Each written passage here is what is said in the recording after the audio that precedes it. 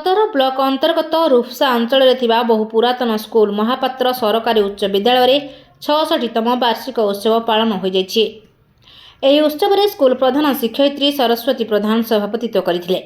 मुख्य अतिथि प्राक्तन कुलसचिव जगन्नाथ विश्वविद्यालय पुरीर श्रीजुक्त रमेश चंद्र मिश्र, मुख्य वक्ता तपन कुमार बेहेरा, अध्यक्ष नीलमणि महाविद्यालय रूपसा, सम्मानित अतिथि बरदा प्रसन्न पट्टनायक पूर्वतन जिला परिषद, ज्योत्स्ना राणी बेहेरा सरपंच आंको पंचायत, श्रीजुक्त जगदीश चंद्र पट्टनायक पुरातन छात्र संसदर संपादक, रवींद्र कुमार प्रधान पुरातन प्रधान शिक्षक, पूर्वतन अतिरिक्त गोष्ठी शिक्षा अधिकारी जयंत कुमार पाणिग्राही, पूर्वतन शिक्षक शरद चंद्र जेना उपस्थित रही छात्र छात्री मानकु बड़ मनीष हेबा सह जणे भल मनीष हेबा पई उपस्थित अतिथि अभिभाषण रखिथिले।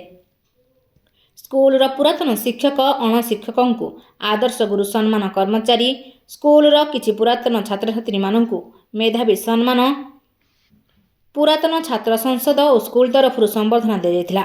स्कूल वार्षिक क्रीड़ा प्रतियोगिता रे विजेता मेधावी छात्र छात्री मानकु ट्रॉफी सह सर्टिफिकेट प्रदान कर जाइथिला।